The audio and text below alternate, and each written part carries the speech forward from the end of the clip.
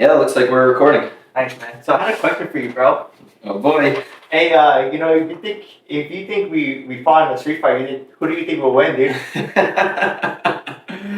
Oh, I think I beat your ass, bro. But I'm 260 though, man. I'm 260. But if I got my hands on you, it's over. Dude, I love it, man. I love it. I love it, bro. I love it. If I got my hands on you, it's over. Dude, He's like 160 pounds.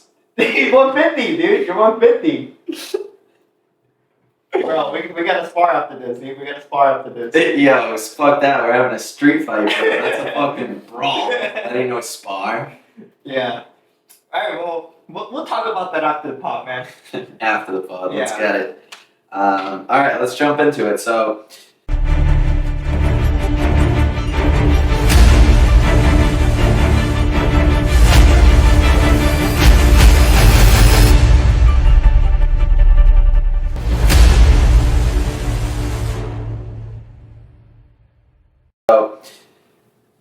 what's going on, everyone? Thanks for tuning in to another episode of the Unracked podcast. We're helping gym rats of all levels enhance their fitness and other aspects of their lives through conversation and firsthand experiences. We're your hosts. I'm Mike Gersh. And I'm Josh Angel. In the last episode, we talked about some more extreme methods of dieting to lose weight quick, and we shared information as to why there are pros and cons to each of these methods. In today's episode, we want to discuss the different pieces of gym equipment and the benefits of each accessory. So I feel like a good place to start on this would be from the ground up. I have a lot of people ask me, what shoes should I wear when I work out? Yeah, a lot of people do ask that question. It's kind of interesting too because I think it really depends on what you're training for, what kind of technique you're training for, and then also what shoe is comfortable for your feet, right? Yep, exactly. So this is another one of the classic "it depends" answers. So there's a couple. I would put it into a couple main categories. So, well, first one, if you squat 500 pounds, you're definitely wearing some Vans. And then your deadlift's like 700, you're wearing Vans for sure. Nah, you can't start with the troll. Why not? No, we gotta give some good information so that people believe you, and then you troll them because you got them on the hook. No, I got them on the hook. You can't just blow your load with the troll. I got them on the troll. All right, so not trolling anymore because Josh blew his load. When you're training generally newer gym goers, I always say like upper body days, it doesn't really matter what shoes you wear, just be comfortable. What about that leg drive though? Obviously, I mean, if you're just getting started out in the gym, I don't think you're thinking about arching your back on your bench press and how much leg drive you're producing. Unless you're just immediately into like powerlifting because someone identified you as. So should they worry about the drip? What do you mean? Should they be worried about like if they're wearing some Jordan 1 ties or? Oh, bro! I mean, I'm one of those people who I don't really go anywhere else but the gym. So when I get a new pair of sneakers, depending on the pair of sneakers, I have sneakers that I will not wear to the gym. Yeah. But I have like ones or dunks that I have worn to the gym because back to my original point, when you're doing upper body, it doesn't really matter what shoes you're wearing. Ideally, again, you want to have grip, but it's not necessary. You just really want to stay in place, right? So if you're on the incline bench, you want your feet to stay in place. It doesn't necessarily matter as much if they're flat, if they're rounded, if they're running shoes, if they're Jordans. It doesn't especially matter. So 3-inch platform should be good too. I mean, it's not ideal, but it's not the end of the world. Yeah. There's better options, but it's not like you can't do it. Yeah, I would say anything upper body, like you said, doesn't really matter. Just whatever you're comfortable with. And if you're trying to press ladies or the opposite gender, maybe wear some Jordans, some pandas. Those Panda Jordans, shout out Mark, and like every other power lifter who wears dunks to the gym, apparently. Yeah. So on the opposite side of things, when you're doing something more lower body, this is where it's going to be a little bit more important to have a flatter sole. A lot of people, when they're first starting out, I would say 3 main shoes that people start out with are going to be Chucks, the Converse, Nike Blazers, and Vans. I think the reason being, And that's definitely a typical just average Joe well, body shoe. they're shoes that you probably already have in your closet. Well, some people, this grinds my gears because some people do leg day and they have like running shoes and like other shit like that, or they're wearing like they're common, like Jordans are not that great for like wearing on your leg day because it has like little arch in the back. Like you definitely want a flat surface, as flat as possible. Yeah, and that's why I'm saying most people gravitate towards Chucks, Blazers, Vans, because it's something they already have in their closet. It has probably a decent amount of grip and it has a flat sole because when you're doing leg day, half of the battle is just feeling connected to the ground, right? Because you want to make sure that you can generate as much force downward as possible to be able to push the weight upward. So when you have an arch in your shoe, like a running shoe or a basketball shoe, for example, that's when you're not going to be able to generate as much force. You may not be as stable, and that's when you're either going to be wobbly on a rep, you may misgroove, you could slip and lose traction. Again, there's a lot of things that could go wrong that you would be able to control if you had a flatter sole shoe.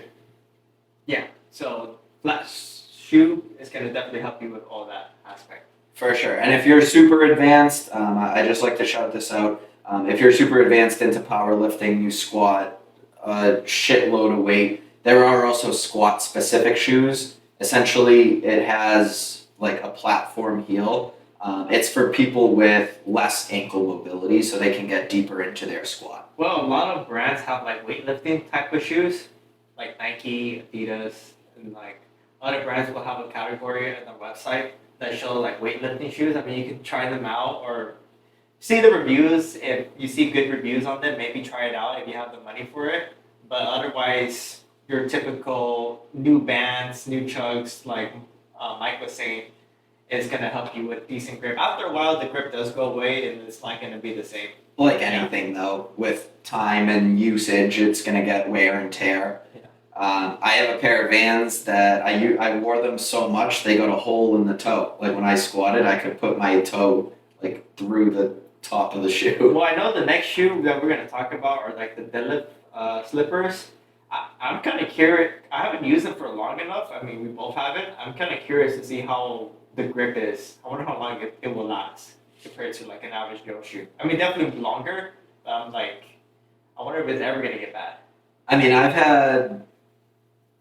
I'm on my 4th pair of Notorious Lift, But you it's keep because switching too. I was gonna say it's because I'm impatient and they come out with like a new style Yeah. and I like it, so I impulsively buy it. But it's That's not gonna like take longer too. it's not like the ones I had originally were like not grippy anymore. Like they're still like I could still put on those blue ones and fucking rip a PR right now. Let's go. You want to see it? You ain't got a PR, you man. Peak week, I'm baby. 260, bro. Peak week, baby. 260. If I got my hands on you, bro, it's over. I love it, man. I love it. So we're gonna talk about like the actual powerlifting shoes, right? Next. Yeah, so this is something, again, keep in mind, you might be a little more advanced by the time you're looking into something like this. Not even advanced in the sense of like, oh, you're competing in powerlifting or anything.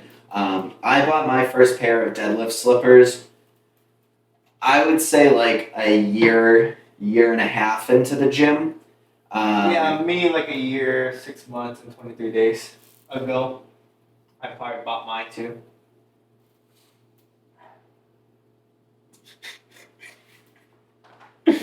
So it was the kind of thing where I noticed myself with the shoes I was wearing. I was wearing like Reebok, like kind of. They weren't like running shoes, but they were athletic shoes. I don't really know what to call them, but they had a flat bottom and good grip, and that's why I wore them. But Like really grip? there was like room between the shoe, like the shoe had room between my foot and the ground. So I wasn't like completely grounded when I was deadlifting. And I eventually started sumo deadlifting as well. So the slippers definitely make a bigger difference when you sumo deadlift compared to conventional because they have the grip like on the outer Yeah, the outer sole. So if you're pushing down and Well, it's out like- with your feet, It's like on the side. You're watching this on YouTube. It's like the side right here. exactly the outer sole. Yeah. So when you're pushing down and out with your feet, that's where you're going to feel the biggest difference when you're using those deadlift slippers. I do see a lot of people squat in the deadlift slippers. I don't love it. I feel like I'm going to push my toes through the top, and I don't feel like I have as much ankle That's how I support feel with too. the shoes I wear now. You feel grippy, but then you also feel like you're gonna slip at the same time in the front. I don't know. It's so weird. Yeah. There's too much space in the front where you, but it's like grippy, and like it was even tough for me to even get a good placement because it was too grippy on the floor. Yeah, and it's like my squat, I have a very wide stance because I'm a little taller. So it's like it was almost like the same width as my sumo stance. But it was the kind of thing where the pressure of the weight, like the tension was going down. No, the tension was going downwards because the bar was on my shoulder. So the tension was pushing down as opposed to sumo deadlift where the bar is on the floor and you're pulling it up. So I think that difference in tension was the shoe wasn't able to like handle the difference in tension being pushed down. Well, I think And it's just so- also not meant for it too. Yeah, so that's why I would feel like my toes were gonna like rip through it. So what I wear now, and this is advice of Coach Panda, all the way from the top of the food chain, Joey Flex, the Adidas wrestling shoes. Yeah, OGs. Yep. For sure. So they're flat as fuck. They have the strap on the ankle for good support. You can tighten them real good. Tie them up really tight. So tight. So tight. Oh yeah. Dude, you're not slipping out of that shit. Once you're in it, bro. Sheesh. Yeah. You'll know. It's so tight that like the strap sometimes doesn't even come off, dude. Damn. It's just that tight, dude.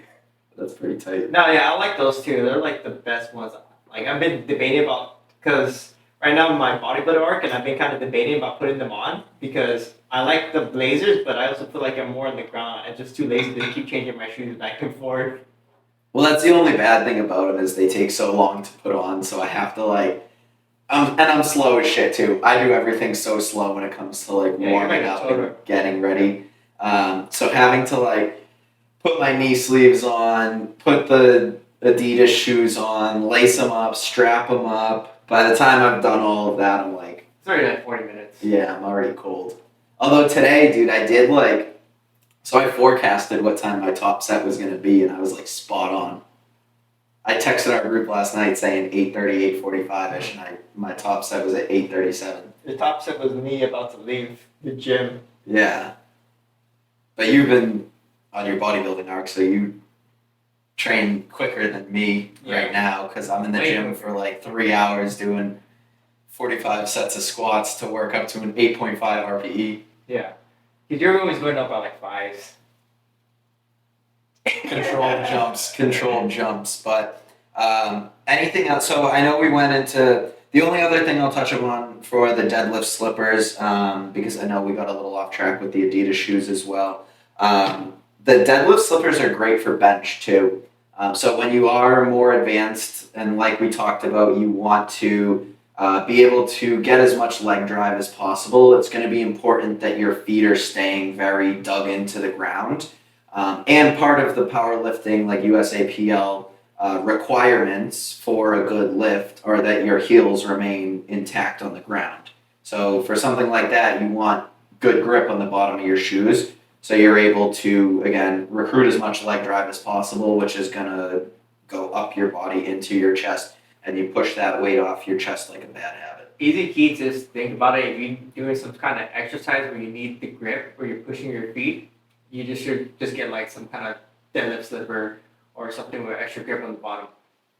Hands For down. Because I can also think about another exercise like doing the hip thrust. Because you're using your feet to like hold you up there. You're kind of pushing outwards. So you need like a grippy shoe for that too. Yeah. If you do it with something without any grip, you're gonna slip. Trust me, I've done it, dude. That's what. No, I've And you done don't it think too. about it too. No, I've done it too, and I think I would like the Adidas ones better for that because it does have a little bit of like ankle mobility in like the movement itself. So I personally I played basketball my whole life, so I've tweaked both of my ankles more times than I can count. So anytime I can add in more ankle support, then I'm always going to lean in that direction. So that's just me, but Yeah.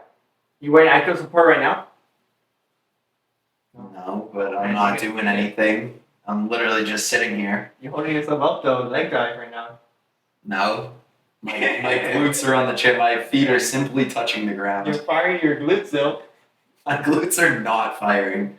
Everything's firing. You probably want my glutes to be firing, don't you? I got everything firing up right now. Yeah, I think that's it for shoes, man.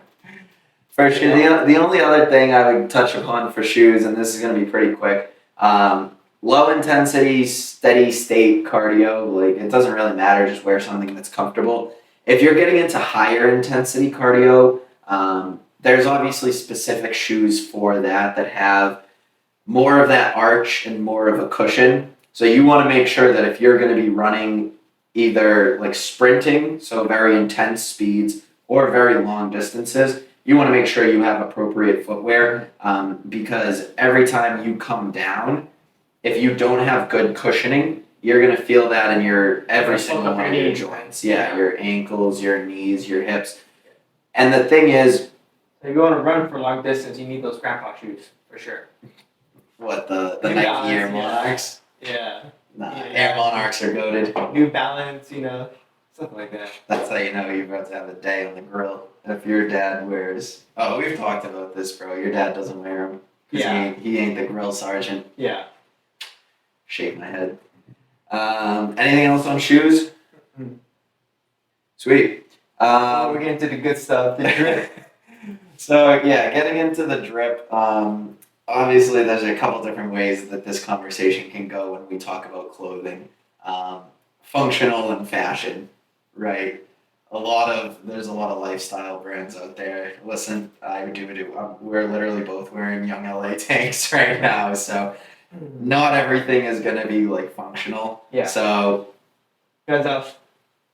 Guns out, guns out. Yeah, so a lot of us go to the gym to feel more confident in ourselves. So that's something, if you feel confident in what you're wearing, then that's going to carry over into your workout. And when it carries over into your workout, you finish your workout, feel good, you feel more confident, that's going to carry over into the rest of your life. Yeah, or unless you really don't give a fuck, then wear whatever you want. Whatever you're on the budget for, whatever fits your pocket better. Yeah. Yeah.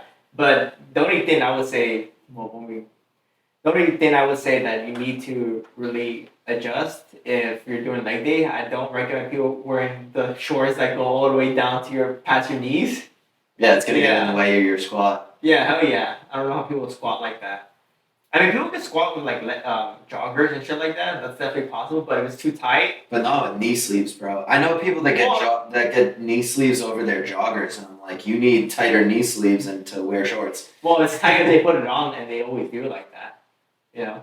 Yeah, but I'm saying like I don't know if the pair of knee sleeves I had was too tight, but I've tried to put knee sleeves over joggers, and it just like I couldn't get it. You gotta do it on purpose because then, like you said, if you take them off one day, the joggers, and then you just wear the knee sleeve, yeah, it's definitely not gonna be the right size for you. Yeah. So maybe if you do that, you have to intentionally get bigger knee sleeves, but definitely. Like at the same time, leg day is one of those days where I sweat more than any other day, so I need to wear shorts for sure. So I don't even have that problem. Same, bro. I sweat a lot too.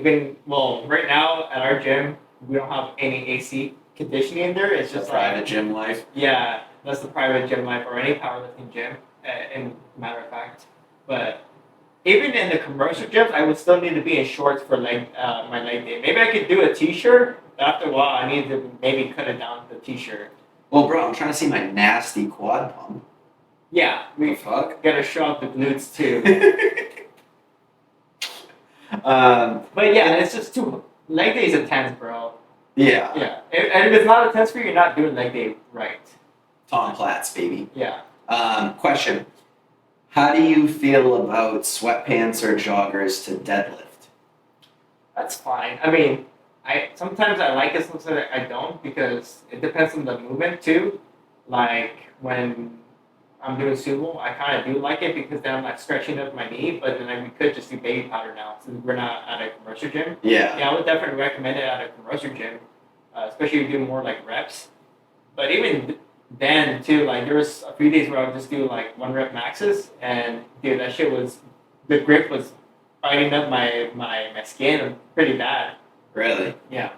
I was gonna say, anytime I've worn joggers, I feel like like the bar like bunches up on the joggers and gets like stuck. Yeah, that happens too. So that's why I started like, if I know I have a heavy deadlift single, depending on what the RPE, how close to a meet, whatever, like, and this is me being a little more serious, right? And I know I have a heavy single, I'm going to either wear shorter shorts that I can easily roll up or have my singlet on that I can easily roll up and use the baby powder, because that's something that I don't want it to affect my rep. I want my rep to be smooth and not get caught at the top.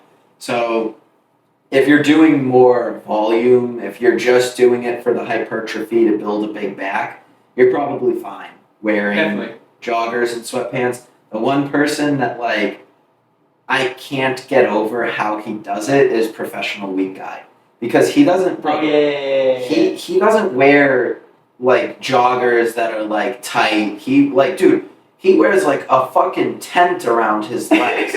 So how he like doesn't He's get him. that caught, He's him. how he doesn't get like the bar bunched up in his joggers is wild to He's me. him. I mean, I know he's heavy, strong as fuck, obviously, but like, But that's his light day, you know. He's always repping it out. Even the 750 is a light day for him. no, but he's still doing a single. Yeah, it's a light day for him. RPE 6 at most. Yeah, but even if it's light, it can still I get know, bro. caught. I don't see him ever wear shorts. Now that I think about it, like it's rare if you wear shorts. Yeah. Yeah. And You know what's crazy too? There was like a video or like episode he did where he was at the beach deadlifting. It's hot as fuck out there and shit at the beach, and he's still with the joggers, like the baggy ass joggers. he's dedicated, bro. I mean, it works for him. I guess it feels better for him. I don't know. But what it I is, mean, if but- you're deadlifting that much, I can understand it too because, dude, depending on how your handles are and your leverages, that shit's just ripping your skin. If you're really close, if it's like really close to your skin, and that's just how it is for you, dude, it's gonna be biting up your skin so much. Like, and he does it a lot too. Deadlifts. But that's, again, in combination with the baby powder, that's something else that we have on the list is deadlift socks. So it's the kind of thing where the deadlift socks, they pretty much go like, you pull them all the way up like right below your kneecap. The point of it is to alleviate a lot of what you're talking about where the bar is like banging into your shins. And then if you have the baby powder on your thighs, I mean, you gotta have like a grippy ass bar for that to be ripping up your thighs if you have baby powder on it. Or you're just like daggering that thing right into your thigh. Like, I don't know how fucking quick you're doing that rep, but goddamn, chill out, bro. Him, dude. Yeah, I mean, I was doing deadlift socks for a good while because I like wearing the shorts more. But, I mean, I guess to each their own, whatever they're more comfortable with. If you want to just wear long ass socks, or if you don't like wearing long ass socks, don't do that. Maybe just wear joggers instead.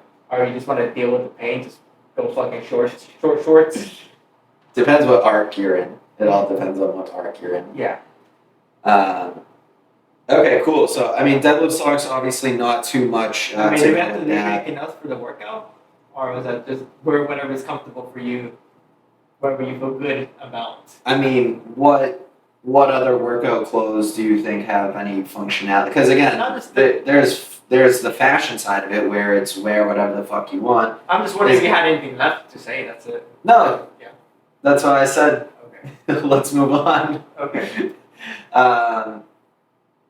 Yeah, so I mean, now we're getting into more like actual accessories. That was obviously some pretty basic stuff that we covered there. A couple things, and I'm gonna put these into like one general category, but we can definitely go into like more specifics for each.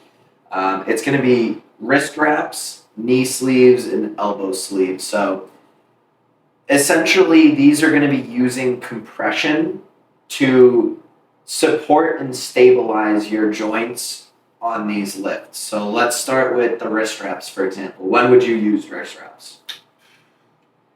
Mostly any push movement, but I mean, it depends how people. Well, for me personally, I think it just depends because I see people wear like all the time for the whole push movement, like bench, like chest, tricep, like the whole works, like bicep. So I wear when I well for sure I wear it when I bench, anything with chest movement where I'm pushing up. Like today, for example, I did shoulder press, so I wear my fucking wrist wraps because I got bitch wrists. But there's been times where my wrist has been hurting a lot, like my left one, I have a pretty bad left one, and I'll use it for my bicep sometimes, and just like the left one because I can keep going, but my wrist just gives out. Yeah. So like things like that you can wear. You can wear like when you do triceps too, give you that extra support if you need it. But it's mostly a universal thing that you can use. The only difference is like wrist wraps have like a certain stiffness to it, so you can just get a natural like a one that's not too stiff, and you can just pretty much wear it the whole time throughout your workout. Or you can get like a powerlifting wrist wrap, where those are like extra stiff, and those you have to literally take off after every set. Yeah, and again, that's going to be something if you're wanting that like specificity, it's probably going to cost a little bit more. You touched upon two things that I definitely want to go back to. So number one, there are people that are going to wear the wrist wraps throughout their entire like workout. I don't really think that's the right way to do it, and I'll tell you why. So again, the purpose of it is compression, right? So if you're wearing the wrist wrap correctly, it should be tight on your wrist. If it's tight enough on your wrist after having it on for long enough, you're going to cut off circulation to your hands. So yeah, that's the kind of thing. I agree 110%. Push day is going to be 99% of the time you're wearing these wrist wraps. Low bar squat is like really the only other example I can think of. But it's the kind of thing where anytime I've used wrist wraps, I take them off when I finish my set and I put them on right before I start my next set so I can get the blood circulation back to my hands. Because again, your hands are such a crucial part of what you're doing with. Obviously, any push movement is going to be mostly hands. You're recruiting muscles, but the weight is physically in your hands. And then when you're low bar squatting, your hands are what's keeping the bar stable on your back as you're driving your elbows down. So that's literally just like an additional shelf. So that's why I argue that you shouldn't keep them on the whole time. I feel like a lot of the people that I see do that are typically like older. I don't know, that's just my experience. I could be wrong, but at LA Fitness, I feel like that's like the guy who just kept his arms out like this the whole time. He really walked around the gym like this. I think it just depends. If it works for them, fuck it. But like I know I can't do it because I like it tight too myself. Yeah. But if it works for them and they don't have no pain or anything like that, and they feel the support, I mean, fuck it. Let them have it like that. I haven't asked them personally, like, hey man, keep it on all day. I mean, do you get the support for it, or like you're not cutting up? I mean, as long as they're not cutting up blood circulation and their hands are like turning purple, I mean, you know. But if it's not tight enough to cut off circulation, I mean, again, not aggressively tight, but at a certain point, if it's too loose, then there's no point of even wearing it. Well, that's the thing. I don't know if it's too loose or too tight for them.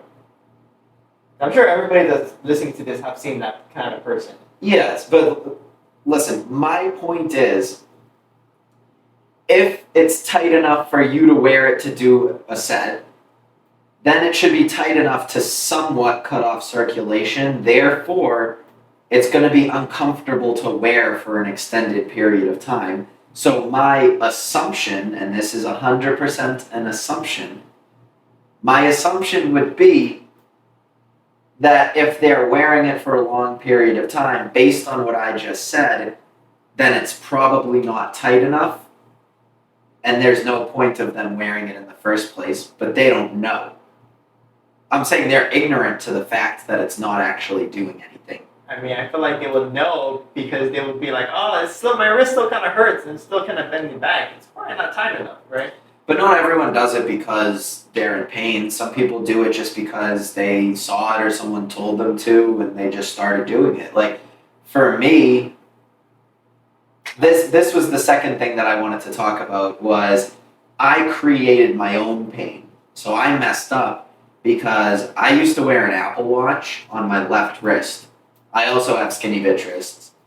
And when I started lifting heavier and lifting heavier, that's when I was like, oh, I see when people lift heavy, they have a weight belt, they have the wrist straps, so on and so forth.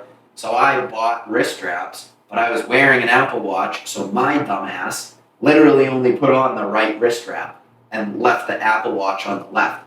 Over time, I started developing wrist pain in my left wrist because my right wrist was supported, but my left wrist only had the Apple Watch. So my point to that is saying, if you're going to do something like that, you have to be even with it because you can develop pain by having an imbalance, even though I'm the one who caused it. It was my own fault. It's interesting. I mean, yeah, that kind of sucks for you. Yeah, I didn't like it. Yeah, that sucks. So I never understand, or For me, it's kind of hard to think about like wearing one wrist strap. The only time I do it is like I said, is like the bicep. But even then, sometimes I wear both. But that's just, I mean, bicep is not really that intense. You know, I'm not lifting. I'm not pushing up like 200 pounds doing a bicep curl. But I also don't understand how people do like the knee. When we talk about, well, I guess we're gonna talk next on knee sleeves. I don't understand how people do one knee sleeve on and then one not. That feels so weird, dude. That must be, I've seen that. Dude, That you're must gonna be like so off. it must be a compression sleeve or like one of those like. It's gotta be really light for sure. But even the light ones too, I'm just like, dude, it's still gonna make a difference. But I'm saying I feel like it's more of like, that's another thing where it's probably like generally, obviously there's exceptions to the rule, but generally like an older person who has like a bad knee and they have to wear like what is it? It's like copper fit or something like that. So it's like the knee sleeve itself is really just like warming and cooling the knee. It's not providing like the actual like compression like a knee sleeve would. Or someone, for example, who like had like a sports injury, right? Like I know previously on the podcast we talked about, I know the guy who tore his ACL in high school. He's had to wear a knee sleeve pretty much any physical activity he's done since. But it's not like the weightlifting like SBD knee sleeve that you would see. It's like a compression thing to kind of keep everything in place. But the SBD knee sleeves are made from a different material. They're, again, different levels of stiffness. Similar idea to the wrist straps. You can get pretty customized with them. Yeah, but I'm just saying, the smaller ones, I just feel like it'd be so off too. 'Cause I've done like smaller ones too, knee sleeves to try different ones out, and I still feel off having just one knee on. Yeah, because it's essentially... But I'm not talking about like a lifting, like powerlifting sleeve. I'm talking about like a regular, like cheap one on Amazon. I was trying to that. well, because I was just trying new things out, stuff like that. And Did you have knee pain? I always have knee pain. Oh. Sorry. Sorry. I'm just trying well, that was like when I first started getting knee sleeves, I was just trying different ones out because they were cheaper, you know? Well, you have an iron stomach, so I finally found your weakness. Yeah, the knees. So. Now I know.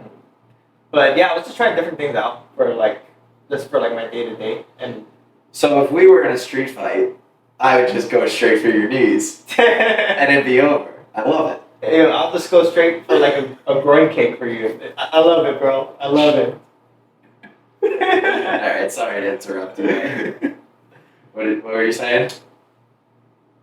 Pretty much, I think they're always going to feel, I mean, whatever works for you, but if you're definitely like squatting, actually trying to squat, I definitely recommend wearing both knee sleeves. And again, it's the kind of movement that it requires a lot of balance and stability. So if you are off the bat lopsided, even if it doesn't weigh that much, it's still like a feel.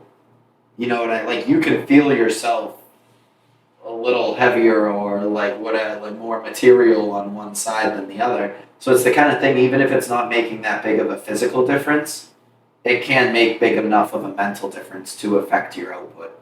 Yeah, definitely. You want to keep everything on point. I mean, you can slip on just the bar by accident. Who knows how much damage that can do. Exactly, and especially like we talked about, weightlifting is all habits, muscle memory. So if you've done something one way for so long and then all of a sudden you introduce this external variable of only wearing one knee sleeve, again, you need to ease into it because it's going to take time to get used to. But at the same time, you need to be careful and cognizant of this change, knowing that your body has done things differently for so long. It's like when you wear powerlifting knee sleeves for the first time, they're mostly like elastic, right? So the point of it is they compress on your joints, so when you get to the bottom of your squat, it essentially catapults you up. Let me tell you, the first time I squatted with knee sleeves, I almost launched the bar off my back because I fucking just shot up. Were you doing like a shoulder press? Almost, dude, unintentionally. Yeah. But I'm saying that like the point of the knee sleeve is to when you're in the hole, you just explode up because it's an elastic. Blow it up. Yep. So think of like when you were in class, you have the elastic, right? You let go of the thing, you shoot the little paper wasp. It's the same idea. That's a good way to describe it, actually. Yeah. Yeah, I mean, definitely. It took me a while to get used to the knee sleeves too. Even though I wasn't even wearing powerlifting sleeves, I was wearing like the smaller knee sleeves that were like $40 on Amazon, and like even that was like it took a little getting used to.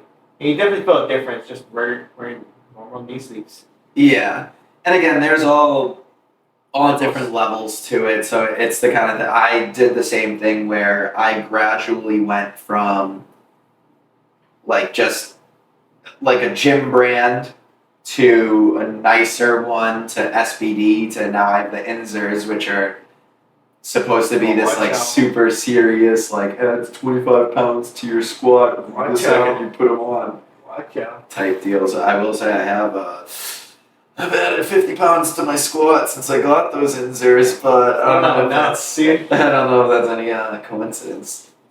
We'll see how it translates in golf. Yeah. And then the last thing I would say is elbow sleeves, but I never used them. I mean, I'm not a bitch like that, but I don't even think that it's like a bitch move. It's gonna be the same idea as knee sleeves, but like it's really only for benching. Like maybe military press, but like benching is really the only time I see people use elbow sleeves. Like the Trent twins use them. I don't think you need them unless you're benching 315. Yeah, and I don't Hot take bench right there. 315, Yeah. So there's also like I mean, never tried them too. I've never even seen anybody else that I know that has them personally. Well, yeah, again, I feel like it's like either like a super serious power lifter or like an older person who has joint Well, even those problems. powerlifters, because they can't really work. A real serious powerlifter, I think they needed the raw category. Equipped. Equipped. Okay, never mind. The equipped one. Yeah. To like even use the elbow sleeves. Yeah, because in equipped too, they also have, and I'm gonna like. Oh, the slingshot. Yeah, that's what it's called. It's the slingshot. Yes, Yeah. I didn't know the name for it. So it essentially like they put their arm through one of each sleeve, and then there's something that connects the sleeves. So when you go down with the bench, it's the same idea as the knee sleeve. It literally just like slingshots. Yeah, the it's rep something to get out there. the hole better. So- Essentially. Some dude benched like over 1,000 pounds wearing one of those. Yeah. He's benched like I think it's like closer to 1,100 pounds at this point, Yeah. which is That fucking big- absurd. Fat gorilla looking guy. Oh, I'm sure he's not an aesthetic guy at all, but I mean, if you can say you benched 1,000 pounds, do you give a fuck? Probably I not. kind of give a fuck. But do you bench 1,000 pounds? I mean, I'd rather be looking like a sick cunt, dude, than bench 1,000 pounds. Yeah, but I'm saying if you benched 1,000 pounds, you probably wouldn't care about looking like a sick cunt. To each their own. No, To each you their own. just admit I'm right. Nah, I Just wouldn't admit care. I'm right. I wouldn't care. You live to argue. No. You live to argue with me. To each their own. I mean, I really like a sick cunt, dude. But yeah, I Okay, mean, so then you don't care about benching 1,000 pounds. Yeah, I don't care. Okay. Yeah, but that's about it from the elbow sleeves that we can really say. We're not both ever using them. Can't say what brand they get. No, yeah, we have no recommendation on it. Like I said, my assumption would be the main two categories would be equipped powerlifters and someone who has joint problems. Like really bad, like maybe you got surgery for it, like bad. Yeah. Let's skip that because and we'll go back to it next. So the next one kind of ties into what we've been talking about is any like compression or spandex. What do you mean, like leggings? Or what are you talking about? Well, leggings. I mean like spandex underwear, even like compression t-shirts. It's not like kind of like workout clothes, technically. Yeah, but when we talked about workout clothes, we talked about drip. This is like That's more drip too. functional. I mean, if you're talking about like a young LA like superhero tee, yeah, that's drip, but it's still a compression tee. It's gonna keep you warm. It's gonna keep your muscles relaxed. There's a purpose to it. Like people don't just wear those because they're tight. They look aesthetic though. It's for the drip. Yeah, but I'm saying they have more actual value than people assume they do just because they make you look good. Mhm.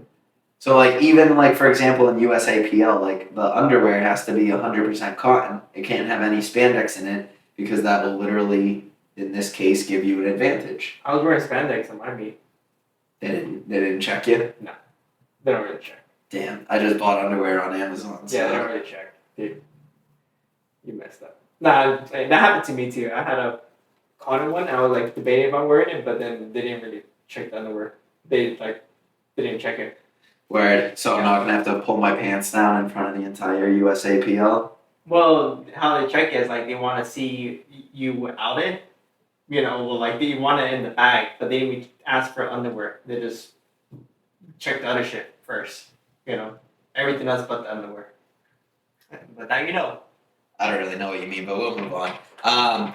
Yeah, so compression garments, like I mentioned, like I felt the most benefit in my early lifting days, like the 3/4 legs, like the Nike compression that like it goes to about where your socks go. Okay. That was when I was lifting for more volume and I was playing a lot more basketball and I needed my muscles to like stay warm because I was going from like one thing to another. Whereas now I mostly really just wear like the compression underwear. And then like today, for example, like I would consider the singlet like pretty compression, right? Yeah, wherever. Yeah. And that thing is pretty tight. Yeah, but it's not the whole body. It's just It leaves nothing to the imagination. I mean, I'm surprised you're not wearing it right now. I was debating it. I might wear it for the next pod. We'll see how I do with the meet, to be honest. To see if I'm like happy or frustrated. You gotta get used to it. You've been wearing it for like 5 hours. For a long period of time. Gotta live Sleep in that in it. thing. Gotta live in Gotta that take a thing. shit in it too. You weren't there today. Okay, so compression guard. Yeah, that was pretty quick. Nothing too much on compression. One thing I see a lot of people do, and this pisses me off. I hate when people wear lifting gloves. I call them bitch mittens. The bitch minutes. The bitch mittens. Yeah, you know what? I used to actually work at a Big Five, and they actually only sell the women's size. They don't have men's size. So when guys would ask me for like they wear the lifting gloves up, I'll have to point them to the women's section. And it's in the women's section next to the undies. That's so emasculating. Just fucking around, dude. No, I understand the thought process behind weightlifting gloves. Like I mean, you're not wrong. The vast majority of people that wear them are women. They want to protect their soft hands and things like that. But I mean, really, you get the calluses on your hands. Like that's how I know you work in the gym. Like you don't just go to the gym to show up. Like you go there and put in some work. Just use Aquaphor or lotion or something, and your hands will still be soft. I guarantee it. Yeah, I want them grippy. I want them hard to grip the bar. I don't want them slipping with no lotion. No chalk needed, Yeah. just straight calluses. Yeah. Um, I rub them in dirt. so Sand. the real way to not look like a huge bitch, but still have your grip supported is by using wrist straps. So I'm going to emphasize that because we talked about wrist wraps earlier. So these are wrist straps. It's the one that goes around your wrist and then has like the little piece of material. You pretty much just wrap it around like the bar or the dumbbell or the like machine that you're using, and it's going to allow you to have a better grip. Or your gym allows that you can use chalk if you're worried about the grip aspect. Yeah, but you don't really need to use chalk as much if you're doing like a cable row or something like that, or Yeah, like it's a situational. pull down. Because it's the kind of thing where if you're doing a row or a pull down, for example, your grip is going to give out long before your lats do. So that's the kind of thing, if you want to train with true intensity and train truly to failure on like some specific exercises, that's when you would utilize something like wrist straps, to make sure that your grip doesn't give out. Because when you're training, yes, you're going to naturally train your grip if you're not using them. But grip strength is something that some people genetically have better grip strength than others. Personally, I'm blessed. I have very strong grip strength. So it's the kind of thing where I don't need to use wrist straps as often as I'm getting into heavier sets. But then when I do get into my top set of pretty much any pulling motion, that's when I'll utilize wrist straps to be able to get 8 to 12 reps instead of maybe like 4 to 6 and have my grip give out. Yeah, I mean, to each their own, whatever they want to use, wrist wraps, chalk, whatever you want. But either or. I think the chalk is more for just any situation where, like, maybe because some gyms have, like, so old, like, bars and it's, like, all nasty and sweaty. Yeah, I don't know how to describe it because, you know, like, at LA Fitness, some of the, like, the bicep curl bars were, like, kind of, like, almost nasty because, you know, they're all dirty and shit. Yeah, they're grungy. Yeah, and it's, like, sometimes you actually just need a grip for that, even though you're pushing up, you're not even pulling. Yeah. Yeah, stuff like that. Like I can kind of understand, you know, using chalk or like some situations like that. And then like some bars, they have no grip on them anymore. And I would say all situational. I would say chalk. I would more equate to like more of like a 1 rep mat or like a heavy like 3 to 5, and then wrist straps would probably more be along the lines of like volume work. So personally, this is just my belief, controversial as it may be. I think it's cheating to use wrist straps if you're going to claim that you deadlift PR'd. Oh my god, he said it. It doesn't count. It doesn't count. It's cheating. A deadlift PR is using your hands, not straps. Chalk counts. Liquid chalk counts. Straps do not. I'm going to say another hot take. It's cheating if you're using a mixed grip. You gotta just have it like this or hook grip. That's not cheating. Yeah, it's cheating too. You gotta have it like hook grip. Tell Russ Swole it's cheating then. It's cheating, dude. It's cheating. Tell Wheeze it's cheating. Pretty much all of them mixed grip. Who hook grips besides like Jamal, but he's not natty. Dude, Pog. Russian the weak guy. Okay, but he's an enigma, bro. He doesn't count. That guy is just different. If you're really him, you just hook grip. Well, you don't deadlift at all, so what's that make you? Yeah, I don't need a deadlift, and I'm still him. Alright, we're off topic now. Yeah, so with the wrist straps, the main idea is to supplement your grip. Don't look like a bitch wearing gloves. No one cares if your hands are soft. Are you really shaking people's hands in the gym, or are you like giving some guy a handy in the locker room? I don't know. Why do you need your hands to be soft? Grow up. Some dudes in the back. Grow up. So with that, with wrists in mind, one thing I already touched upon that I mentioned I used to use, I don't anymore, but because I don't really fall into the category of people that need it, is going to be like a fitness tracker or a smartwatch. Like I mentioned, I used to wear the Apple Watch. I was one of those people that like I would track all my workouts on my Apple Watch, and there would be workouts that I like forgot to track that I would be like disappointed. I'd be, oh man, I should have tracked them. My numbers are gonna be off now. So I was like way too into it when I had it. But it is also the kind of thing that can be a good thing, right? Like I know Fitbits, for example, they send you a lot of notifications, and they're constantly telling you to like get up and move around and things like that. So it's something that like if you work from home and your goal is to get more steps in during the day, like having that constant reminder is definitely going to be beneficial, especially being able to see your progress towards that goal over the course of the day. You know which one I actually want to get is I don't know what the Apple Watch this is, but I've been wanting to get the Whoop for the sleep because I know that one more specifically shows how much REM sleep you actually get and how much like actual good sleep how much is it like not really good sleep and how much is like actually really good sleep and you want to have that good sleep at 8 if possible and sleep is like everything. It's like your workouts don't even matter if your sleep is fucking off. Your workout's gonna be ass if your sleep is off. Exactly. So the more you can like track and control, you'll be able to see trends over time.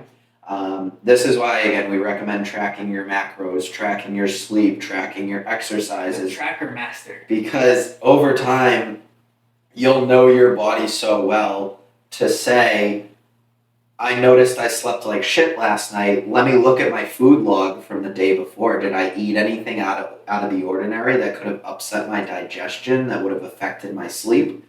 So that's obviously kind of a stretch of a conclusion, right? But you won't be able to make that stretch unless you're tracking.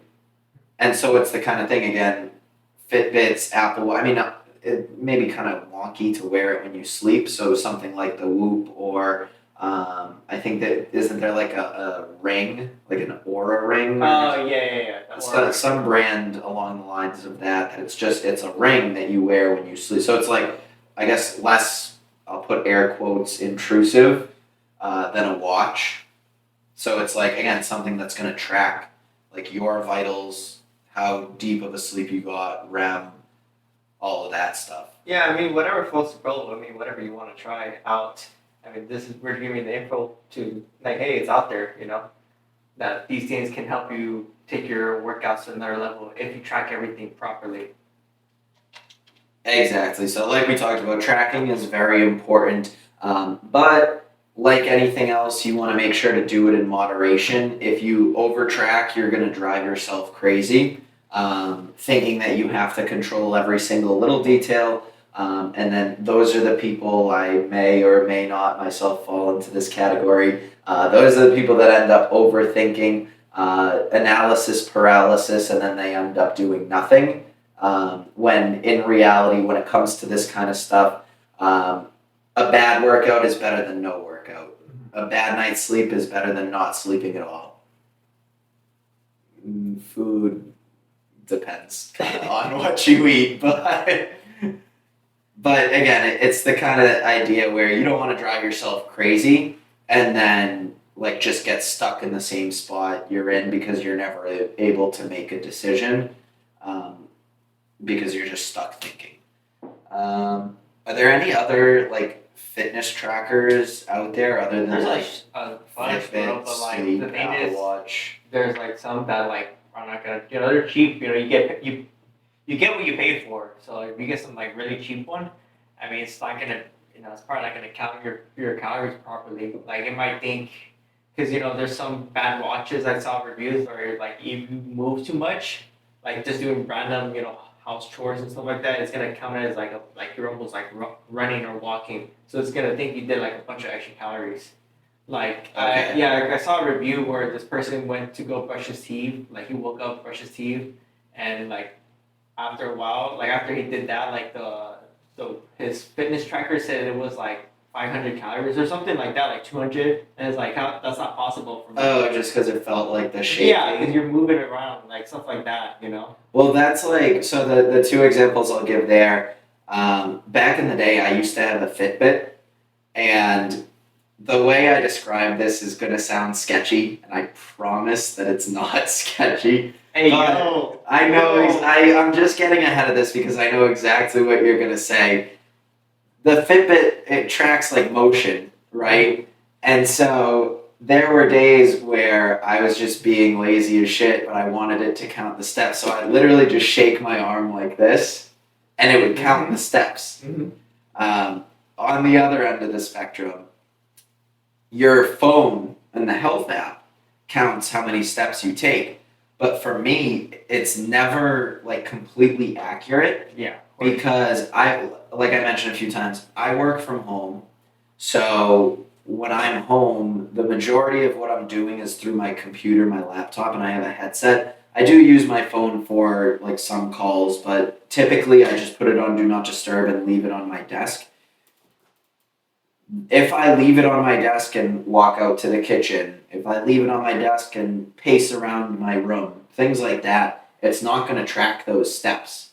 So for me, if I ever look at my iPhone app, my health app, to see how many steps I've taken, I already know that I need to add a certain amount of steps to that number. So like for myself, I've learned myself at this point enough to know whatever number I see there is going to be low, but it's the kind of thing where it's always low, so low is normal to me. So in my mind, I can just automatically add some steps to know that I did more. You know, but that actually reminds me. There's a few trackers where they'll actually only track. It depends. Like the one I have actually only tracks after 10 steps, so I won't count just to make sure like things like that. You know, like when I was saying like you shake your hand around too much or like something crazy, like that. It's like it counts extra steps by accident. But if you have these other trackers where like they track after like 10 steps to make sure it's not like incorrect, like situations like that, if you're at home, you're doing like little steps to like the kitchen, it's not going to track it because it's not going to be more than 10 steps to get to the kitchen. Yeah. Yeah.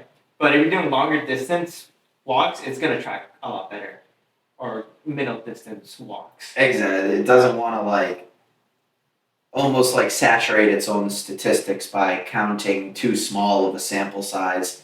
That's not going to have any real impact on the overall data set. I'd rather have it track after my 10 steps. I mean, yeah, it might be a little short, but at least I know it's for sure more accurate. Yeah, that's what I'm Yeah. saying. I'm saying by cutting that out, you're eliminating any like fluke movement Exactly. where I don't know, you could just throw your arms up like that, like you're oh my gosh, what happened?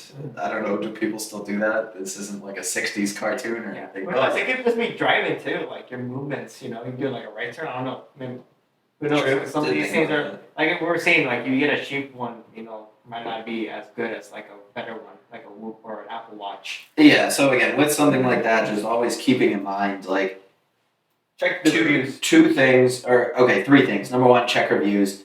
Number two, you typically are going to get out of it how much you pay for it. So the more expensive it is, the more capabilities they typically have.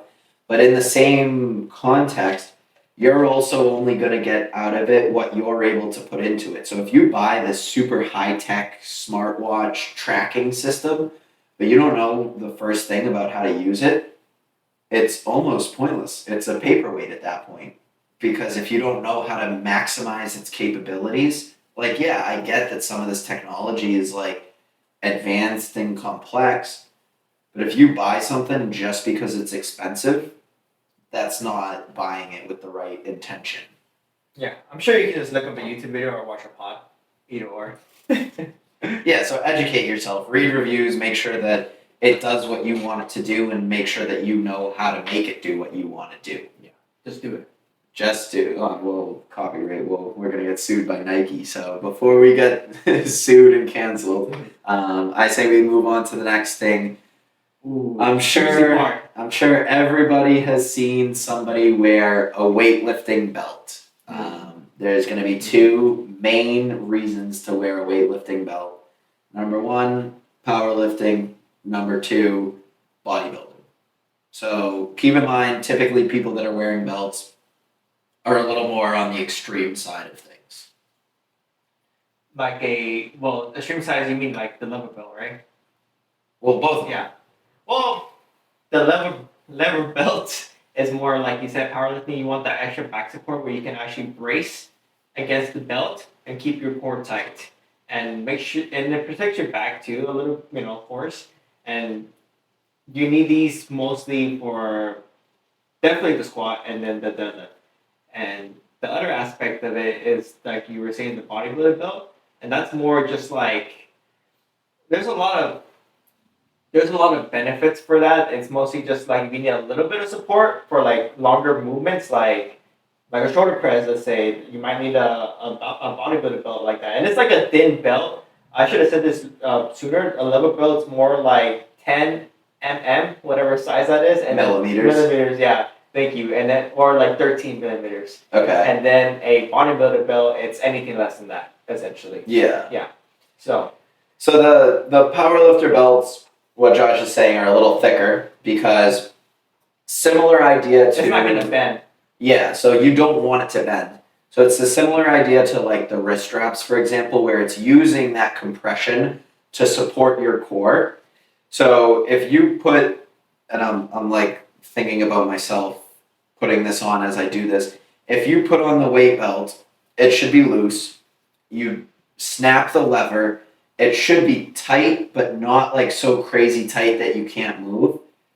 Once you have like your setup and your cues ready to go, whether you're squatting, benching, deadlift, whatever actually you're doing, that's when you want to, there's a way to brace where you can breathe in, but you're pushing your stomach out, right? So with this belt, you're filling any gaps between the belt and your stomach. So everything is covered. So like you said, it's essentially an external skeleton for you, right? Because it's going to help you stay rigid. It's going to help you keep your core braced, which is where you're going to be the most stable when moving heavy weight and being able to generate the most force into the bar to move the weight as quickly and efficiently as possible. What I also definitely recommend is when you actually snatch the lever tight, do the movement, whatever movement you're doing, without any weight, just like air. Do it as an air exercise. Like if you're gonna practice the squat, you're making sure the lever fits you properly, where it's not too tight. Pretend you're actually squatting without the bar. Yeah. Yeah, and then do your cues and everything. And the same thing with deadlift too. Do your cues and everything. Make sure it's not too tight. Because if it's too tight, you might not even be able to bend all the way down to even touch the bar.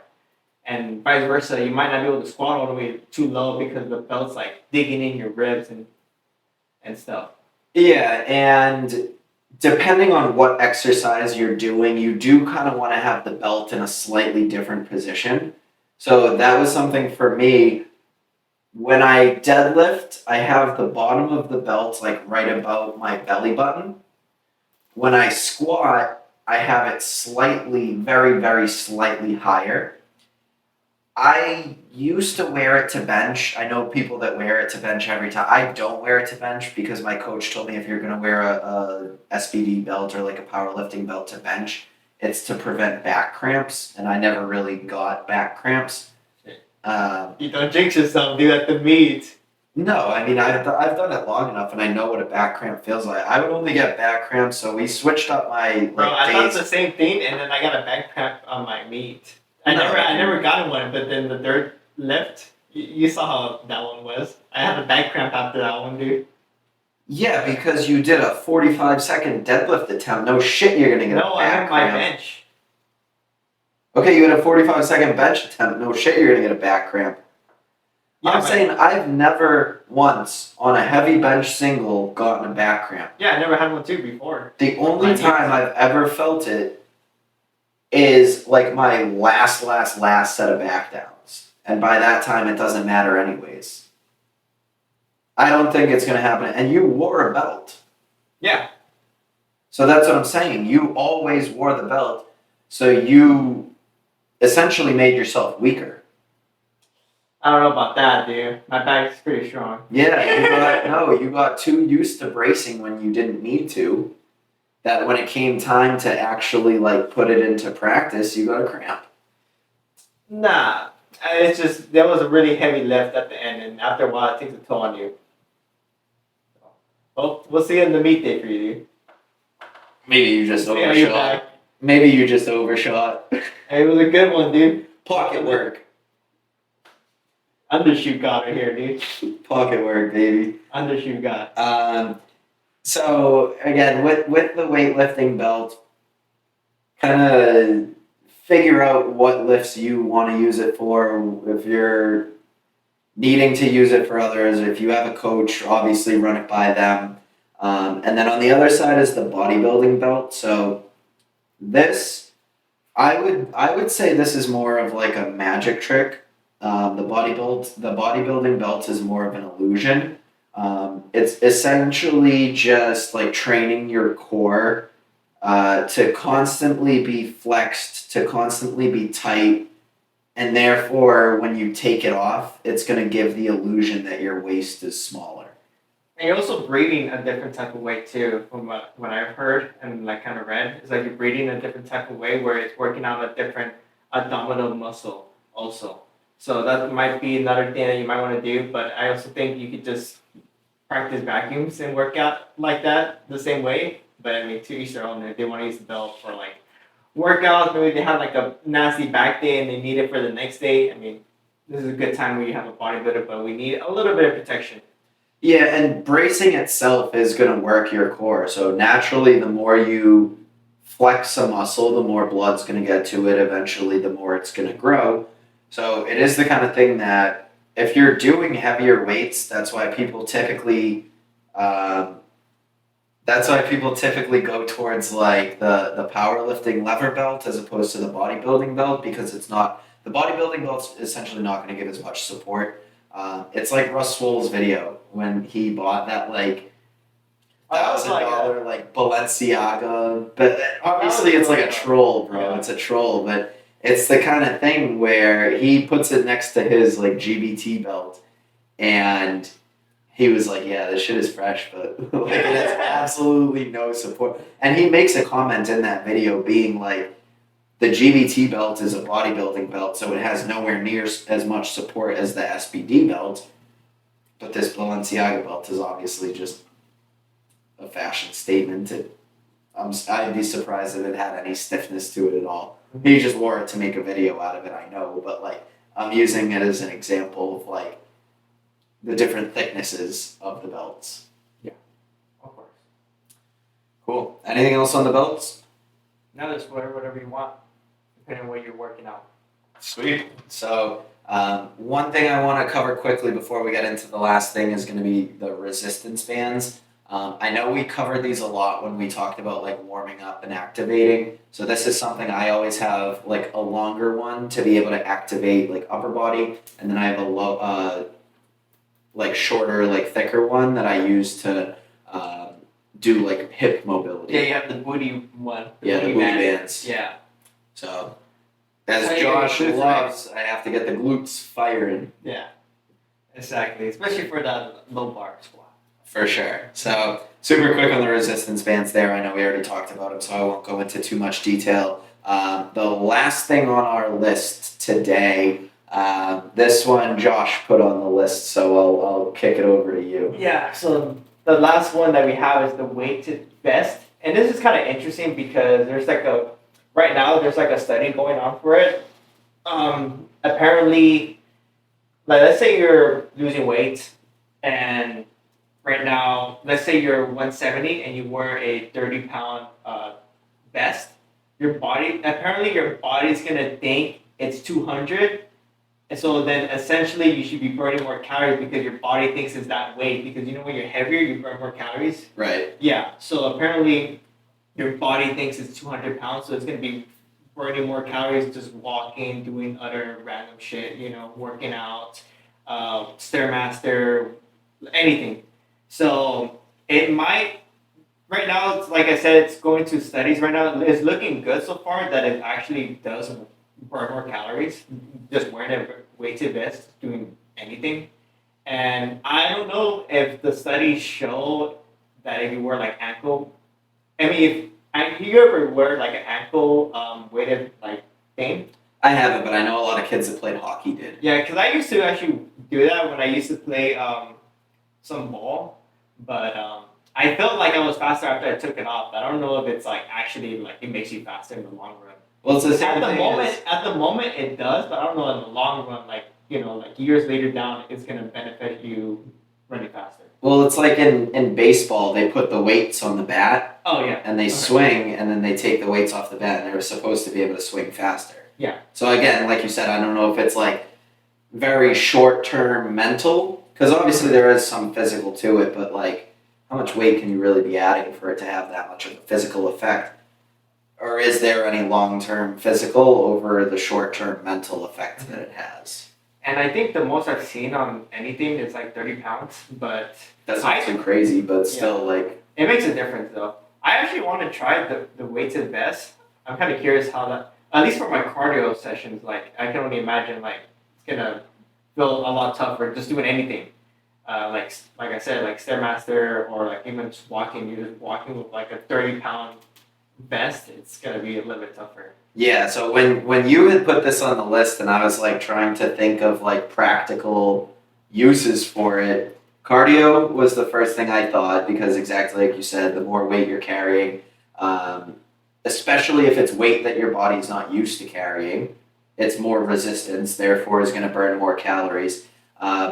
The other two, I guess there's more than two, but the main two, actually no, there's way more than two. So the other category is body weight exercises. So pull-ups, push-ups, sit-ups, dips.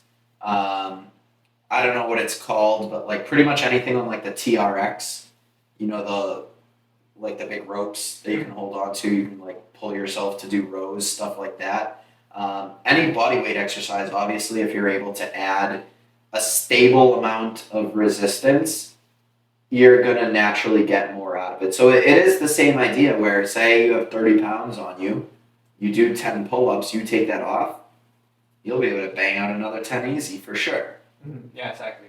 Yeah, I didn't think about that actually. That you could definitely just use it for any body movements too. Well, because have you seen, and I tried these and they were super awkward. Have you seen, it's like the belt with the chain that you can add the I never 45 tried one of plates those to? but, I mean, you definitely need those if you're really trying to. If you're big and like dips are like super easy, you definitely need those. Yeah, but I'm saying I've tried those for dips and pull-ups, and they're just extremely awkward.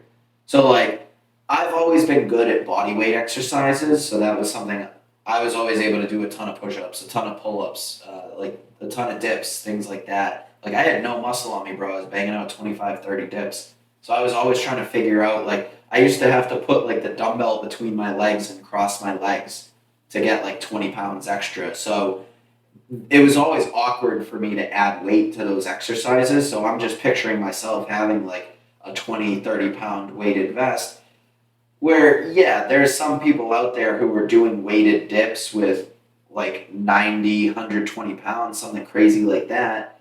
But that ain't me. That ain't most of our viewership, I'm sure. So it's the kind of thing where if you're trying to find like a less awkward way to do weighted body movements or weighted body weight movements, then I feel like a weighted vest could be the way to go. Definitely. I'm gonna give you a little edge. Yeah, that's all I gotta say about that though. For sure. So this is a pretty general list of like gym accessories. The only thing I think that I think would be worth going through super quickly for the sake of time before we move on to the last section. I don't really want to put a number. I don't really want to put a number on it, but like in your gym bag every single day, what do you have in your gym bag that you like? I'm never taking this out. I bring it every single day. My tripod. Yep. Tripod and camera. Okay, Yeah, next. Wrist wraps for sure, bro. Yeah. And the belt. Not even before the belt. Actually, wrist wraps and then knee sleeve and then the belt is dirty. Okay. Like I can just do machine work, for legs, but if I don't have a knee sleeve, even that kind of bugs me. Yeah. So like to really push myself on the half squat or any leg movement, I need the knee sleeves. For sure. Anything else? Well, besides that, I mean, I'm not really powerlifting. I don't need deadlift socks or the shoes. I mean, No, I'm saying what's in your bag every time you go to the gym. Oh yeah, that's it, dude. So like knee sleeves, you only really bring on like leg day. Yeah, even then, like it depends on my days too, because like upper body, I'm definitely not doing. Definitely not using a belt. Most I use is just wrist wraps. Yeah. I'm trying honestly. And then leg day is like the only day you actually need more stuff. Like if I was actually serious about squatting, I would be using like actual squat shoes. He's not serious about squatting. Like squatting, like getting like a 1 rep PR type of deal. Yeah. Yeah. And then, but before that, even before that, that's like number 4, the shoes. Before that, I need my knee sleeves first. Yeah. And then my belt, and then shoes. Okay. Yeah. I would say I have wrist wraps every single day. The only day I don't use wrist wraps is deadlifts. But even the way my program is right now, I still bench on my deadlift day. Or like I have like close grip or something. So I still use the wrist wraps. Tripod and camera, like you said. I always have my resistance bands because I use both of them for warm-ups every single day to activate different muscle groups. And then, like you said, like the belt and the knee sleeves are dependent on the day. I don't bring the belt when I bench, so that's not every day. Is there anything else that I have in my bag? Oh, I always, and you know this, and anyone who follows me on Instagram, I always put this on my story because I always use way too much. I always have liquid chalk in my bag. And then, again, whatever pair of shoes. I can tell when you have it on, though. Yeah, I'm pretty white, so. And then whatever pair of shoes I have for that specific day. Again, bench and deadlift, I have the slippers. Squat, I have the wrestling shoes. So that's what's in my gym bag. Comment on the video if you're watching on YouTube. What do you always have in your gym bag? And make sure to like the fucking video. Like the video. All right. So anything else on like accessories or equipment? No, that's it, man. Definitely. We went deep in there, bro. With Deep in the bag. Alright, my favorite segment, dude, that I do every fucking week. The sick of the week, man. Oh, we're all gonna make it, bro. That's it. And this one, because he passed away 12 years ago. Yesterday was his the day he passed, August 5th. This was a no-brainer. Yeah, Ziz. Ziz The Brown. man who created Sick Cunt. The man who began the aesthetic movement. The guy who made every term that you could think of, honestly. We're all gonna make it, you're shredded sick cunt. When you're shredded sick cunt, you can get away with anything, bro. Anything. And he just started like a whole trend of everybody, dude. Like fitness influencer is literally inspired by him. Dude, there's so many influencers that like even like probably the biggest example that people would know is like even Sush. Like his IG tag is Sush bro. Yeah. Yeah. So like it's like a lot of those guys are like influenced and inspired by him. Exactly, bro. And then it goes off like even the people that you don't think are inspired by him, like let's say like the Trend Twins, they don't have it in their name, but they got inspired by someone like John Skywalker who has like the Trend Settler. He got inspired by Ziz. So Yeah. it's like a chain. It's like a tree pretty much. And even if they don't know it, like he has such an iconic pose. Like we always do like the pose, but like it's something that when you have such an impact on the industry that there's literally a pose. Like when you go to the gym for aesthetics, like 75% of it is so you can pose and look good. When you have an entire pose that is named after you, like you have to have been fucking huge, bro.